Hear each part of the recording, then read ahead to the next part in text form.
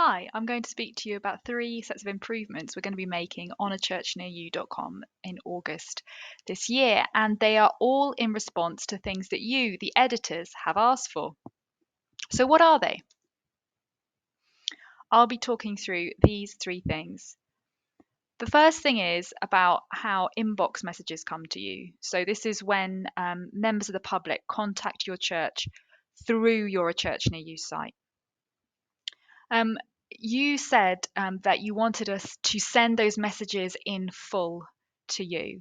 At the moment, what we're doing is we are sending a notification email. So it just says, hey, someone from the public has got in touch with you. Log in and look in your Church Near You inbox to see the message. So you have to log in to see it. So what we're going to be doing with the changes is we're going to stop sending notification emails, and instead we will send the message from the public in full to the email address of your choice.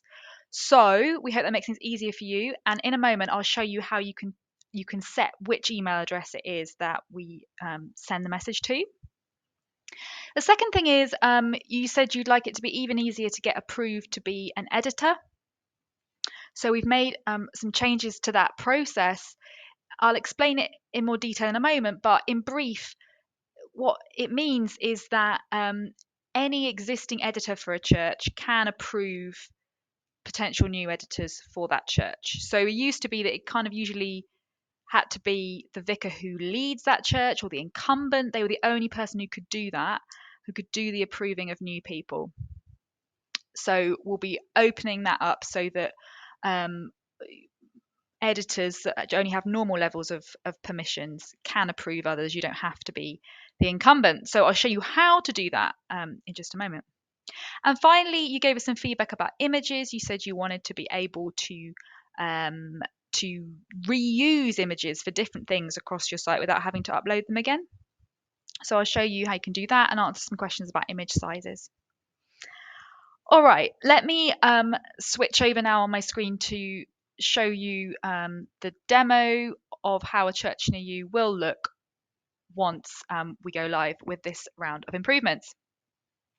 And let's look first at the first point, which is about inbox messages. So I'm already logged in here as an editor, and I'm going to open up one of my churches in editor view. Click on this All Saints. It's a demo church that we use to show you things. So if I click on inbox in the editor menu, that is still there. But there's now a message at the top that reminds me that I can fill in an email address for inbox messages to be sent to in full if I want to, and that I can do that on the editor menu by looking for edit content and then choosing get in touch. So I'm going to go here, here's edit content, and here's get in touch. So I'm going to click that. And if I scroll down, I can see there's an email address field right here. There's some text to tell me, yep, this is the one you need to fill in for messages to be forwarded to. The email address you put here won't be visible to the public.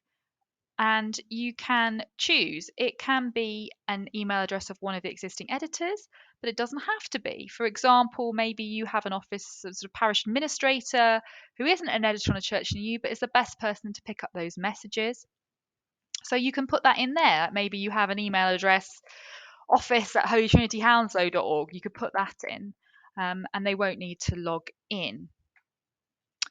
Do make sure that you've got something in there. Members of the public do get in touch via the get in touch form about funerals, about weddings, about baptisms. We know that 80% of people visiting achurchnearyou.com are there for the first time. So these are often people who aren't already in contact with you, but are maybe connecting for the first time. Okay, and if I just go back to the inbox here, I can mention one just small related thing we've done. And again, it says it here. Messages from the inbox will now be deleted after 60 days automatically, and that's whether they are in the main inbox or in the inbox archive. So this just means that we don't have a lot of, we're not keeping a lot of data for a long time. Okay, let's look at the second point, which is about editor approvals. So there's a 3-step process to becoming an editor, and the 2 of the steps are remaining the same. So the first step is that you need to register on the site. So people, if I just log out to show you, if people press editor login, there's a link here, it says click here to register. That's still step 1. Then step 2 is to request which churches you'd like to edit. That step remains unchanged. If you're not sure about how that is supposed to work, then in the Editor Help Center, we've got articles about that. And it's the third and final step that's the one making a change to. So the third step is approval. So if you lead a church, then you already probably know how to approve someone. Oh, sorry, I've just opened the benefits there rather than the church. There we go. And that's via this section here in the editor menu, Manage Editors. But you might be someone who hasn't seen this before. You're just a normal editor for your church. So this is a new power that you're going to get. And if you click on there, you will see active users, so the current editors. And then you will see pending requests with a little red number on there about anyone who's waiting. So that's where you need to go to approve someone. Now, when there is someone who's asked to be approved, we will email you and all the other editors for your church to say somebody has asked for access, please can you let them in, or check who they are and let them in if appropriate. And so then you'll be a link in that email that's saying to this page. But if you need to navigate to it, it's in the editor menu, select Manage Editors. And then there are 3 clicks you need to do to approve them. They're also described here at the top if you need a reminder. First of all, you need to give them a role. So click the arrow next to the word pending, and usually you'll just be wanting to select editor. That's a normal permission level. But if you want someone to have slightly less permission, for example, a publisher, they'll need the publisher role. So a publisher can do everything an editor can do, except they can't approve new editors and they can't access the inbox. So that's good if, I don't know, maybe you've got a teenager from the church helping you add content or something like that. And champion, if you're someone who uses the church development tool, you might want to choose the champion role if you know you're adding someone just to help you with the church development tool, because champions can only access the church development tool. If you don't know what the church development tool is and you'd like to, head over to the marketplace to find out more. It's a kind of survey for churches. Okay, but in this case, I'm happy. I just want to give normal permission levels, so I'm going to select editor. Then second action, I select the tick, and that turns the line green, but I'm not done. Final action, I must press the update button at the bottom. And then we'll see that I've got nothing in pending requests now, but my person has moved over to active users. So that is the approvals process. Now, once you have approved someone, we'll send another email to you and to any other editors of your church saying this person's been approved. And what that also means is that if there is more than one editor for your church, that you're not treading on each other's toes, you're not having the frustrating experience of logging in to approve someone only to find that someone else, another editor, has already done that. So you'll know because you'll get another email if one of your other fellow editors has already done it. But what this also means is there's no longer a reliance on necessarily one person. If that person is on holiday, then it's a bit difficult to progress. Some of the other ways we're going to make things easier in approvals are that if anyone ever asks to become an editor for a church that has no existing editors, we will be automatically notified of that in the Editor Help Center. So we'll be able to reach out and help that person. We'll approve them manually.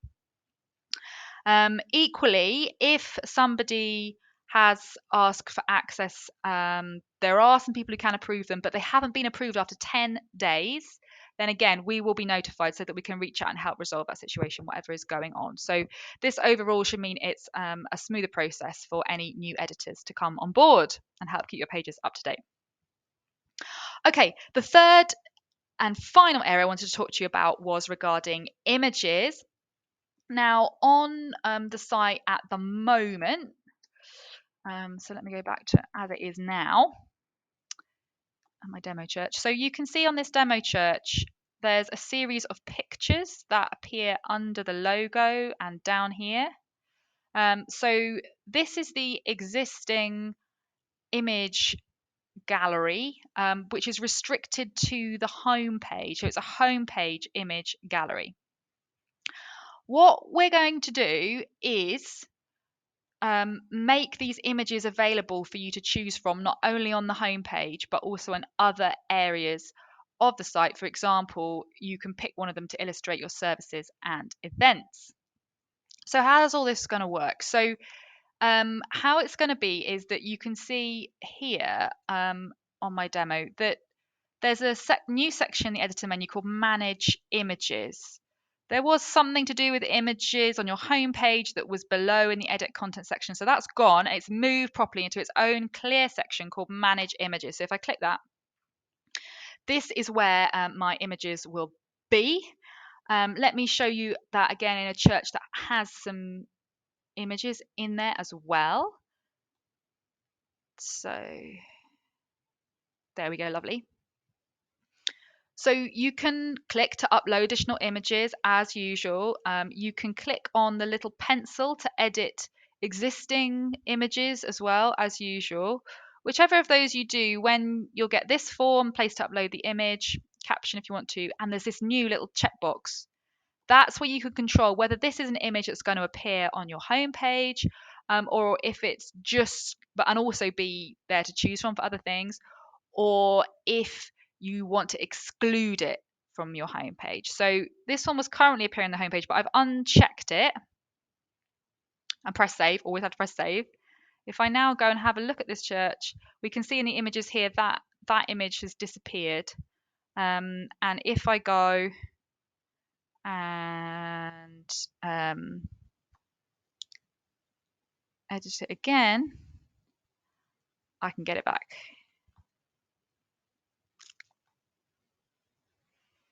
It's back. So you can do all that through the manage images option. But you can also, if you prefer, manage what's appearing on your home page through the home page form here. So this has got all the familiar aspects, but here, this new block, homepage image gallery, if you expand that, you can see which images, you see all the images from your image library, and you can use the ticks to decide which one of those you actually want to appear on the home page. And after you change anything, you need to press save. Yeah. All right. So then with your lovely stock of images, you're pulling some of them through to the homepage. You can also use them to illustrate your services and events. So if I go to my services and events, I'll go add new.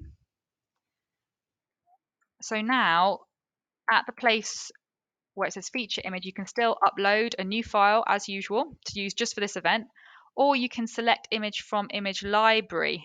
So if I go for this one, I've clicked that from my library, it's now going to be one for my event, and I have to press save at the bottom to save it. Let me just set a date for this so I can complete the save and show you.